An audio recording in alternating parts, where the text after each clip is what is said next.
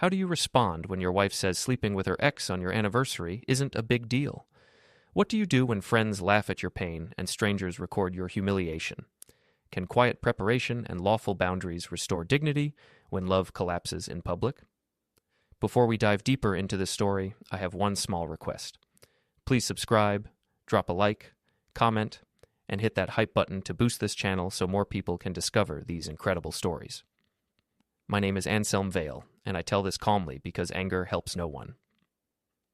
Our anniversary ended with a confession I did not expect, and a lesson I did not choose. She said it was not serious. I said we needed boundaries. I kept my voice level, counted my breaths, and watched the details. The cake dried on plates. 2 mugs sat on opposite counters. A guest bed looked used, then quickly smoothed. My phone displayed a small reminder, downtown 9:40 a.m., and I let it fade without sound. I placed a dated USB in a drawer and turned the key once. A spreadsheet with initials and dates stayed open long enough to note the pattern, then I minimized it when footsteps approached. I took a photo of the calendar and circled a day in red. I labeled a thin binder utilities and added pages no one would see. She said people make mistakes. I said our home needed quiet and order. I heard a door latch click, then a stair creak, then silence. I chose to sleep alone and write what I knew, not what I feared. I decided to protect our child, our records, and my dignity first. I came home with a small box of cake and the receipt folded in my wallet, and I told myself to be calm, because calm is the only thing that does not make a bad night worse. My name was written on the bakery sticker, and I peeled it away without hurry. She stood at the sink with her phone face down and her shoulders loose in a way that meant she had already rehearsed an explanation. I asked how her evening went. She said it was not a big deal. I said we needed to talk about what a big deal means. I kept my tone even and my hands open. I set the cake on the counter and noticed the 2 mugs already out, one near the kettle and one far away by the fruit bowl. We have our usual spots, but that night they sat like 2 small markers for separate lanes. I told her the truth about my drive, the quiet road, and the long red light where I watched the signal change and counted my breaths. She said I was dramatic. I said I preferred accurate. I cut the cake, and the knife made a dry sound because the icing had already hardened. I slid a slice across the counter and did not press for her to take it. I asked about our anniversary plan. She said, plans evolve. I said, vows do not evolve by accident. She looked past me toward the hall. I followed her glance and saw the guest bed door was not entirely closed. I said I would tidy up later. She said the laundry needed folding and nothing more. I walked to the doorway and ran a hand across the cover. The fabric was warm in one place and cool in another. I told myself heat can keep a secret only for minutes. I lifted a pillow and found a crease that did not match the way I made the bed that morning. I did not raise my voice. I pressed the pillow flat and smoothed the sheet until the surface was quiet again. I went back to the kitchen and washed the knife and set it upright to dry. The cake sat untouched beside it, and I decided I would not eat it either. My phone chirped once with a soft reminder, and the screen flashed a line that read, downtown 9:40 a.m. I let it fade. I turned the sound off and pushed the phone face down, not as a challenge, but as an invitation to silence. I told her what mattered to me. She said I was making a mountain out of something light. I said time and place make small things heavy. I walked to my desk in the corner of the room and opened a drawer. The key turned with a small click that felt like a sentence ending. Inside was a single USB stick with today's date written on a piece of tape. I slid it into the laptop and watched the screen wake. A spreadsheet opened where I had left it. The columns held initials, not names. The rows held dates, not stories. I am not a jealous man, but I am a man who reads patterns. I added one line with a time, then paused because footsteps entered the hall. I minimized the screen, and the cursor stopped blinking. I closed the drawer and let the lock catch. I heard the tap of her nails on the counter and the sink running hard, then softer, then off. I said I needed a shower. She said she was tired. I said rest is wise. I took my phone and walked to the bathroom. Steam rose, but I did not step under the water right away. I leaned on the counter and told my face to stay neutral. I told my chest to slow down. I told myself I am a father first, and a husband second, and a man always. When I stepped into the water, I let it run warm and steady, and I decided that I would move only in lines and not in circles. After the shower, I put on a plain shirt and set my notebook on the table. I wrote down the time I walked in, the position of the mugs, the bed door angle, the tone of her words, the shape of the silence between us. I did not write any names. I did not write any blame. I wrote what I could check later. I made a small box under the notes and drew a circle around a date on the wall planner across the room. I stood and walked to the planner and circled the same day again, this time with a red marker, then placed the marker exactly back where it lived. I took one photo of the planner and put the phone away. She asked if I was going to sleep in our room. I said I would sleep where I could rest. She said I was punishing her. I said I was protecting myself. I brought a clean sheet to the guest bed and changed the pillowcase with slow hands. The room had a quiet smell and a different temperature than the hall. I opened the window an inch and then closed it again. I set my phone on the dresser and turned off the vibration. I turned it back on. I told myself that I would not chase noise tonight, but I would not miss a door. When I walked back to the kitchen, the cake was still there and the knife was dry. I moved the knife to the drawer and closed it without a sound. I opened the mail and flipped each envelope so the address is face down. I left one unsealed because I do not like to pretend that paper is already decided. I placed a thin binder labeled Utilities on the second shelf and slid a clear sleeve inside it, even though there was nothing to file. I touched the edge of the sleeve to remember the shape for later. I placed a sticky note on the fridge that read, "Bring forms," and felt the adhesive give a little at the corner, as if it did not want to hold. She said I needed to stop behaving like a manager. I said putting things in order is not control, it is care. She said everyone makes mistakes. I said a mistake repeated in secret is a plan. I cleaned the counter and let the sponge rest in the tray. I wiped the faucet dry with a towel the way I always do because I like to see the metal clear. I sat at the small desk again and opened the laptop. I let the spreadsheet return. I copied the new line to a second sheet. I created a folder and called it Archive A. I copied the same file into a second folder and called it Archive B. The names were not clever. They did not need to be. I heard a car slow on the street and decided not to look through the blinds. I prefer not to watch arrivals unless I need to sign for something. I checked my calendar and added a note called Meeting, personal, with no location and no invite. I set it at a time that would not interfere with school drop-off. I did not connect it to any email. I set a small extra reminder for myself tomorrow called Paper Drop, and I made it silent. I opened the photo gallery and saw the wall planner image already backed up because my cloud runs on a timer. A tiny banner said file uploaded successfully and then disappeared. I do not trust banners more than I trust the visible file, so I opened the cloud and saw the thumbnail and closed it again. I turned my notebook to a fresh page and wrote a line that said, "Keep it simple, keep it kind, keep it lawful." I underlined lawful once. She stood in the doorway and asked if I had anything else to say. I said we would discuss schedules and the house and our child tomorrow in a calm way. She said I was cold. I said I was steady. She closed her eyes and took a breath and said that sleeping with an ex was not an emergency because it was a memory and not a future. I said anniversaries are not for memories with other people. She said I should try to understand her feelings. I said I understand choices better than feelings. I told her I would sleep in the guest room. She said that meant I was done. I said it meant I am careful. I turned off the lamp and let the room accept the dark in stages. My phone lit up for a moment with a banner from a message thread named Follow Up, and I watched the preview, but I did not touch it. I stood still until the light faded again. I brushed my teeth and put the toothbrush away, not on the edge, but fully inside the cup, because a clean line before sleep makes the morning easier. I checked Noah's room and adjusted his blanket by 1 inch so the air could move. I closed the door until it did not click, only rested. I walked back to the guest room and set an extra pillow in the corner to keep the lamp from wobbling. I placed my wallet and keys on the dresser and noticed a new key on the ring that I did not recognize by touch. I turned it in my fingers and let it go. I did not write it down. I would remember its shape in the morning.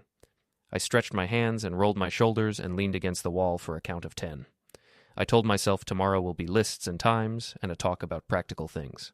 I told myself I will not fight over definitions. I will not chase posts online. I will not explain myself to people who want a show. I will take my child to school on time. I will make coffee in 1 mug. I will write what I know. I will make space for truth without shouting. I turned off the light and listened to the house breathe. A soft hinge moved in the hall, and the door latch clicked once. My phone vibrated, and a text preview from Follow Up appeared, then vanished before I could read the second word. Morning began with a list in my head and a steady hand on the kettle, because order feels like a rope you can hold when a floor moves. I packed Noah's lunch, tied his shoes, and walked him to the car without talking about grown-up things. He asked if the party tonight would still happen.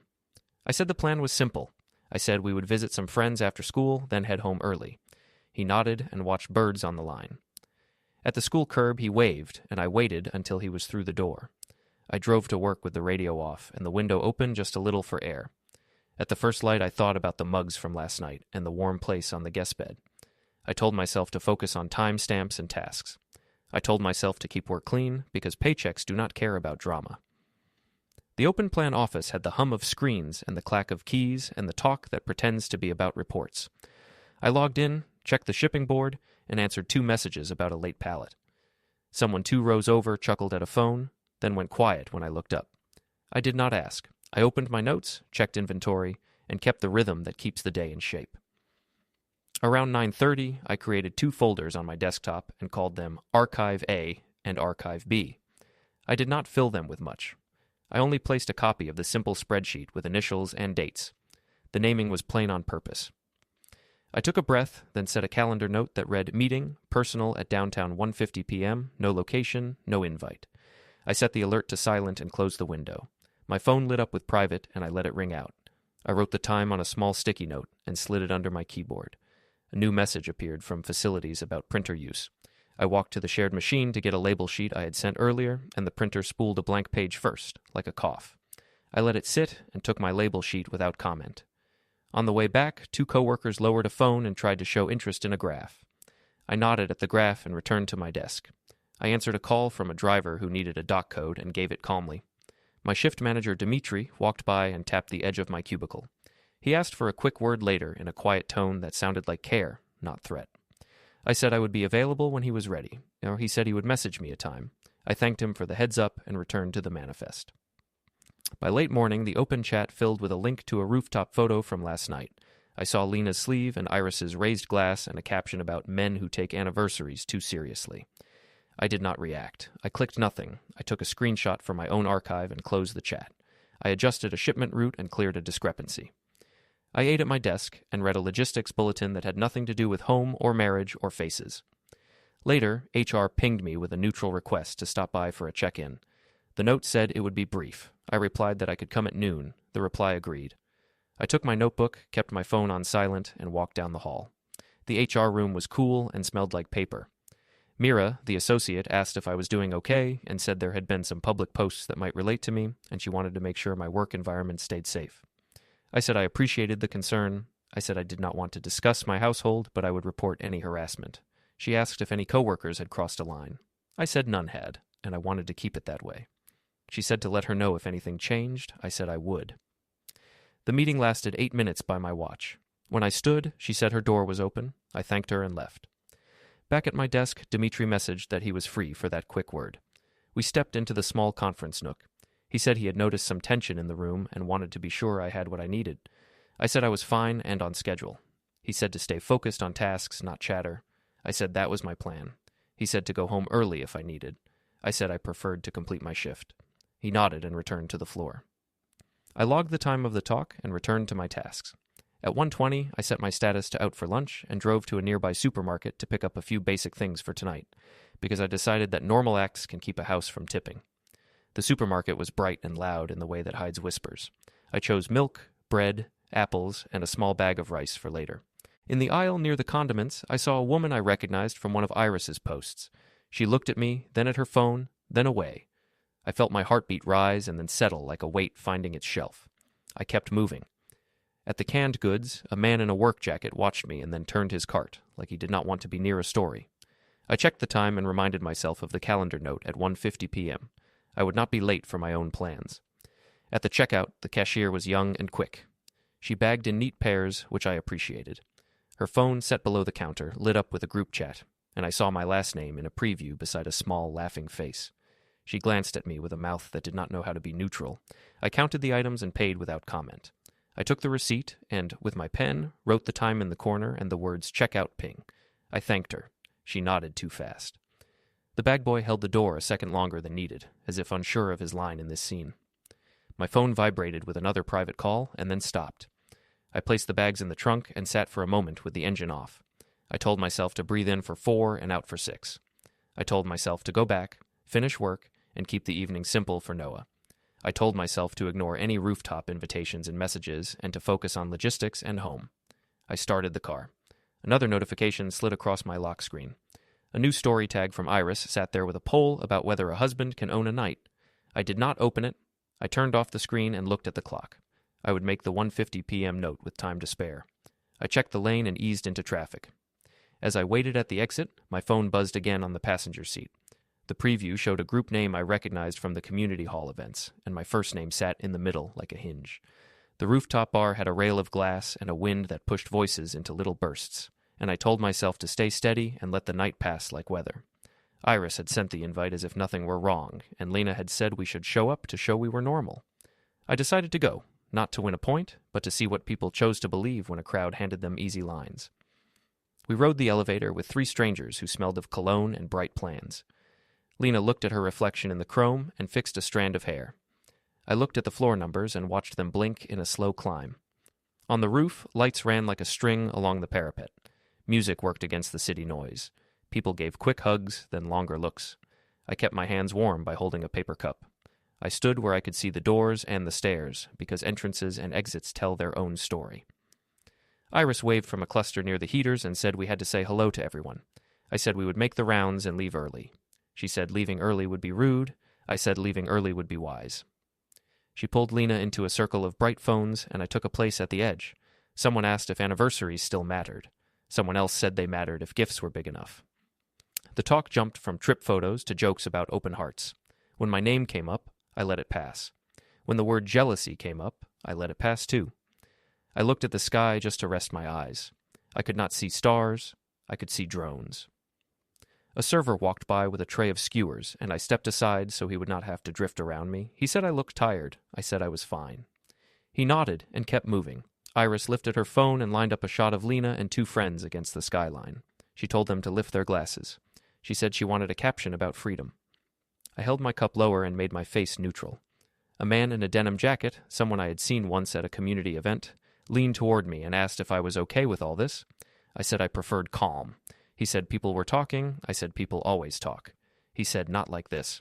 I said talk is cheaper than actions. He looked at the ground and then away. I let him go without help. Lena came to me for a moment and said everyone knew we would be fine. I said that depended on what fine meant. She said I needed to relax. I said I needed to be clear. She said the past was heavy only if I carried it. I said some people put bricks in other people's pockets and call it therapy. She laughed as if I had told a joke. Then she said I was dark tonight, and she would go dance by the heaters. I said, do what you want. She moved back to the circle and let someone record a close-up while she smiled at nothing in particular. I checked my phone screen without unlocking it. A silent pop-up sat there with a small bell. Downtown, 7:25 p.m. I pressed the side button and let it fade. I stepped to the rail and took 3 slow breaths. The wind moved a napkin along the floor like a small boat. I put my shoe on the corner so no one would slip. I opened my notes app and wrote a line about time, light, and tone. I did not send it. I set my phone to airplane mode for 1 minute and then turned Signal back on. I opened my browser and looked at 3 tabs I had saved. Storage options, delivery tracking, notary near me. I read nothing deeply. I only confirmed they loaded. I closed the browser and the screen showed a clear field again. I turned the phone over. It vibrated with a new tag notification from Iris and then calmed. A tall man near the bar said the name Victor as if it were a joke the room should hear. Heads turned fast, then slow. Some faces waited for my eyes. I did not give them my eyes. I put my cup down and checked the time so I would not build a habit of staring at people who want theater. Lena's friend asked her if she missed the old days. She said the old days were not old if you could visit them for an hour and leave before the bill. A few people laughed. The laugh had a nervous edge like tape coming off the wrong way. I kept my shoulders square and steady. I looked toward the stairwell because I prefer a plain door to a bright stage. Iris asked for a toast. She said the city was too good to waste on seriousness. A small circle formed. Someone made room as if I should step in. I shook my head and stayed 1 pace back. The man in denim jacket held up his phone and switched his camera from selfie to front, and the red light blinked. He panned across faces like a surveyor. When the lens reached me, it slowed. I did not smile, and I did not hide. I existed. That was all. He slid the frame away. My own phone gave a light tap. I looked down and saw a message thread called Follow-Up Light again, and I locked the screen with my thumb. I noted the time. I looked at the strings of bulbs and counted 7 from the nearest post. I counted the gaps. I said nothing. A server asked if anyone wanted sparkling water. I raised my hand and took the glass and set it near my cup. The music softened for a moment, and many voices rushed in to fill the space. Then the volume went back up. The heater hissed and then steadied. Lena's shoulder pressed close to a friend for a photo. Someone shouted for Victor again, like calling a stray dog to a porch. I saw a man at the far rail raise his fingers in a loose wave. The wave died when he saw I was watching the horizon, and not him. The glass near my elbow shook a little when a group bumped the table. I caught it and set it down where it could not fall. I put both hands on the rail and held still. We left the rooftop later than I wanted. Lena said there was a community center event around the corner and we should stop by to show face. I said we could stop for 10 minutes. The elevator bell sounded loud. In the lobby, the air changed to something cooler and useful. On the street, people were already recounting parts of the party like it had happened years ago. We walked to the hall and stepped inside. The volunteers were setting up chairs, and a small board near the door listed announcements. A group chat ping filled the space like a ringtone in a church. Someone read a message aloud about a poll from Iris, then laughed, then stopped when they saw me. I nodded to the volunteers and stood along the wall. I do not like to block doorways. A neighbor, Mr. Ruiz, stood near the coffee urn with a paper cup. He met my eyes and gave a small nod without moving his mouth. That is the kind of kindness I can use. I took a clipboard from the table because it kept my hands busy. On the top sheet there was one word in bold, statement. No form, no letterhead, just a word. I put the pen back in its holder and returned the board. I stood near a poster about park cleanup days. 2 teenagers filmed each other doing a small dance for a short video. They tried to get me in the background, then changed their angle when they saw my face was not a prop for them. I let it pass. Lena laughed at something near the sign-up sheet. I could not hear what. I did not need to hear. The group ping sounded again. The same poll appeared on a stranger's phone beside me. He tilted the screen away like I might steal it with my eyes. I considered leaving. I considered staying. I decided to stand 10 more minutes and then call it. I pressed my thumb into the edge of my palm and released it. My heart stayed slow. I checked the time once more. The night held steady, almost bored, the way weather sometimes makes a pause before a turn. Then Iris lifted a glass near the coffee station and called for quiet with a clap. She said the city needed one more speech for the feed. People shuffled, turned, and raised phones. Someone said the word Victor again as a joke. A camera flash went off and washed the wall in white. The family restaurant had a long table set under soft lights, and the host led us there with menus already opened like a stage script, and I told myself to sit where I could see the door and the window both. Birthday balloons leaned against the ceiling and brushed the lights with a faint sound. Marta smiled too wide and told everyone that this dinner would calm the air, and I heard the word calm used like perfume. Iris arranged place cards that looked handmade, and she set my card between 2 cousins I barely knew. Lena sat near the center with the cake spot reserved before her plate, and she touched her phone as if it were a napkin. I put my phone face down and kept the screen dark. I told myself I would eat simply and leave on time. Noah sat beside me and swung his legs under the chair in small, quick moves. He asked whether candles would be the sparkly kind, and I said I hoped so. I poured water into his cup and into mine and let the glass sweat on the coaster. Plates arrived, and silverware sounds rose and fell like soft rain. Marta raised a glass and said families survive little storms, and I watched Lena nod at the perfect moments. Iris took a picture of the table and said it was about unity, and I saw the word unity appear on her screen in a neat font. A cousin asked if I was keeping busy at work, and I said I was focused on schedules and shipments. The cousin said, busy hands heal the mind. I said, steady routines keep a roof. I did not ask anyone to take sides. I asked only for salt. Near the center of the table, a friend told a bright story about a rooftop bar, and people laughed and looked toward me in quick flashes, then looked away. Noah ate his pasta and asked if we could go to the swings after cake, and I said yes if the rain stayed away. My voice stayed level. My hands stayed quiet. Between the salad and the main course, I excused myself for a moment and walked to the corridor where the restrooms were. I took out my phone and opened the gallery.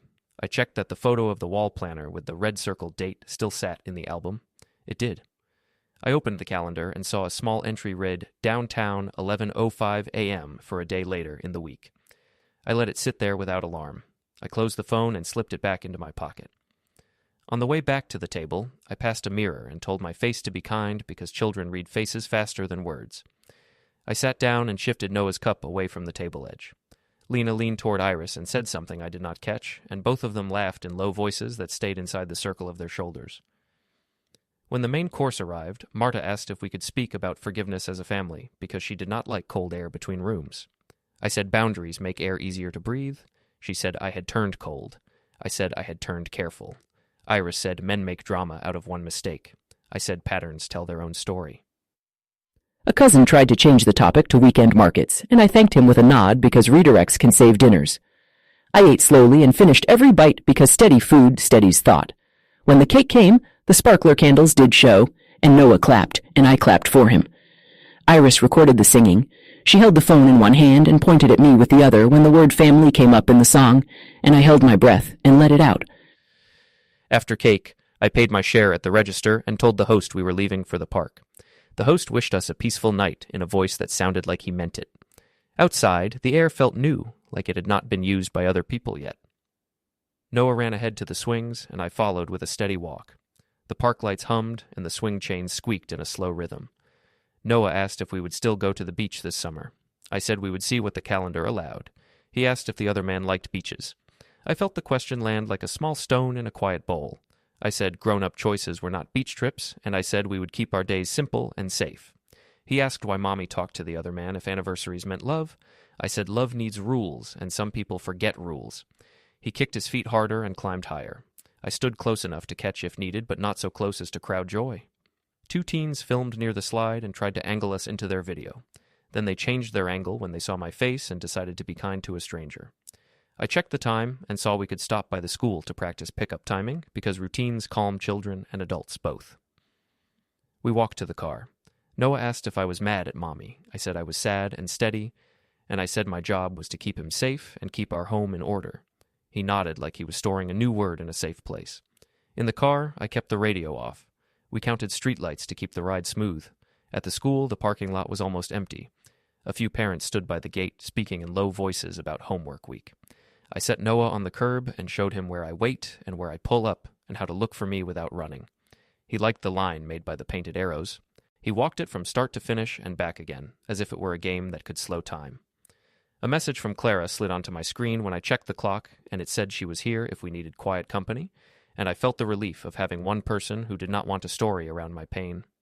I told her we would be home soon and that Noah was fine. I asked if she could help with a few afternoons this week. She said yes without asking why. I put the phone away and looked at the school windows, where a custodian moved a broom like a metronome. A wind came up and chilled the skin under my collar. The lot lights clicked on in a staggered line and made long shadows from small things. We drove back and stopped at the mailbox. I flipped the mail so the address is face down before I reached the door. Inside the house, I set 3 binders on the shelf labeled Home, Auto, Bank. I slid a clear sleeve into the bank binder and closed it at once because the point is order, not display. I placed our mugs on opposite counters again and washed my hands slow. I took a single photo of a document with no letterhead that had only the word statement printed at the top, and I saved it to the gallery without tags. I walked to the wall planner and traced the red circle with my finger and did not press the marker down again. Noah asked for a story about trains. I gave him one about a train that runs on time because everyone respects the schedule. He fell asleep before the caboose reached the station. When I stepped into the hall, the house was quiet except for the refrigerator hum. I heard the outside steps and then a pause by our door, like someone had reached for a bell and changed their mind. My phone vibrated in my pocket with a number labeled private. I did not answer. I stood still long enough to hear the steps move away. The parking garage carried a cool echo that made every step sound like a choice, and I stood beside the pillar marked B3 because I like clear markers when the heart gets noisy. I set the grocery bag on the trunk floor and closed it softly. The air smelled faintly of rubber and old rain. I put my headphones on and let them rest around my neck so I could hear my surroundings. I opened my phone and saw the calendar square I had placed earlier. Downtown 3:10 p.m. for tomorrow. No location, no invite. I did not tap it. I let it exist the way a compass exists, quiet and useful only if you keep moving. A call came in from a number without a name. I muted it and watched the missed call line appear, then disappear into the list. I wrote the time on a small card I keep in my wallet and slid the card back into its sleeve. My hands were steady. My breath took the shape of the garage air and held. I told myself to say only what I could stand behind in a bright room and to keep my sentences simple. I hit record on the voice memo app and then tapped pause. I told myself I would only use it when I was alone and the room was silent, and then only for notes to myself, nothing more. I tucked the phone away and checked that the small USB with today's date still sat in the jacket pocket where I had placed it last night. The tape label held. The corner brushed my thumb like a reminder to stay patient. A car turned down the lane and slowed near my spot, then rolled past when the driver saw me standing there without hurry. The tires hissed over a shallow puddle. I looked at the exit ramp and the arrow pointing up. I do not move on arrows, I move on decisions. Lena texted that dinner had been fine and that I looked dramatic in public. I replied that I would not discuss feelings in messages and that we would talk at home about schedules and ground rules. She sent a line about everybody doing a little wrong sometimes. I said households run on rules, not polls. She stopped replying. I put the phone in my pocket and listened to air. A man from the next row crossed behind me and nodded. I nodded back. He did not stare. That was a kindness. I unlocked the car and then locked it again because I wanted to hear the lock confirm itself. I took the stairs instead of the elevator to practice the rhythm of steps and breath. The stairwell smelled like concrete and a floor cleaner that tried hard without winning. On the second landing, I stopped, put the headphones over my ears, and made one low-voiced call. I used short sentences, no names, and described only what had already happened and what needed keeping. When I ended the call, the cheap light hummed above my head like a small engine. On the metro platform, the rails clicked with a faint electrical sound, and I stood behind the yellow line because rules save lives in quiet ways. A man argued on his phone about a delivery delay. I wanted to tell him to plan buffers, but it was not my floor. The train came and the doors shushed open, and I stepped in and took a place near the end where I could see the reflection in the window. The car rocked like a slow apology. I watched my face in the glass and told it to remain useful. A notification slid across the top of the screen. Unknown number again, then silence. I swiped it away. I opened a notes page and typed 3 lines. Keep records kind, do not taunt, handle it properly. I underlined properly. I closed the notes and put the phone in my jacket with the USB. 2 teenagers filmed a dance by the center pole. They tried to bring me into frame and moved on when I did not give the angle they wanted. An old man glanced at me over his paper and then returned to a crossword. I breathed in for 4 and out for 6 and watched the station names go by like chapters that knew their order. At my stop, the door split with a soft chime. I stepped out and felt that small civic grace that comes from a line of people choosing not to collide. I walked the block home with my hands in my pockets to keep from gesturing at thoughts that did not need arms. Inside the house, the quiet had a sharp edge. I set the groceries down, washed my hands, and dried the sink the way I like. I flipped the mail stack so the address is face down. One envelope was unsealed. I left it that way on purpose. On the shelf, I adjusted the binders labeled Home, Auto, Bank so their edges lined up clean. I opened the laptop at the small desk and saw the spreadsheet still there, initials and dates like a calm scoreboard.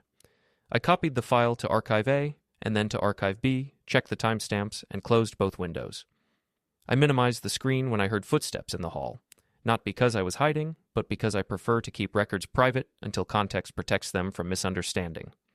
The shredder in the den hummed for a second, then stopped. Paper smell drifted through the vent like a faint signal of old clutter leaving. Lena came into the kitchen and asked if I was going to make a big thing out of one night forever. I said I had no interest in forever arguments. I said we would be practical. I said I would outline pickup and drop-off times for Noah, and I asked her to choose which 2 evenings this week she wanted for dinners out, with friends, so I could plan accordingly. She said I was treating her like a teenager on curfew. I said I was treating myself like a parent who needs a predictable house. She said Victor meant nothing. I said meaning is measured by behavior, not claims. She told me the rooftop crowd thought I was cold. I said temperature is not cruelty, temperature is regulation. She said I sounded like paperwork. I said paperwork holds roofs up when storms arrive. She laughed and rolled her eyes and made the kind of face people make for cameras when they pretend not to cry. I made tea and set one mug by my elbow and one by the far counter again. I told her there would be no more midnight visits from other men to our house. I told her there would be separate rooms until matters were settled.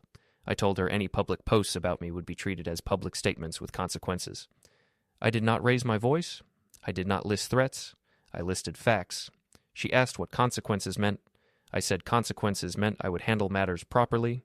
She asked if I was serious. I said I was precise. She said she would tell her mother I was controlling. I said she could tell anyone anything, and I would still handle matters properly. She shook her head and walked to the living room and opened her phone like a mirror that tells a kinder story. I finished my tea and washed the mug and set it upside down on the rack. In the guest room, I smoothed the sheet and placed the extra pillow where the lamp used to wobble. I tested the new key on my ring in the small lockbox where I keep ordinary things that become important when people forget rules. It turned cleanly. I put the key back. I took the single USB labeled with the date from my pocket and placed it in the drawer with the others. I closed the drawer and felt the catch engage. I opened my notebook to the page that said, "Keep it simple, keep it kind, keep it lawful," and I wrote tonight's time and 3 brief lines about statements made in the kitchen. I wrote the word boundaries and put a square around it. I wrote the word schedules and drew an arrow from it to Noah. I wrote the word dignity and placed it alone at the bottom of the page.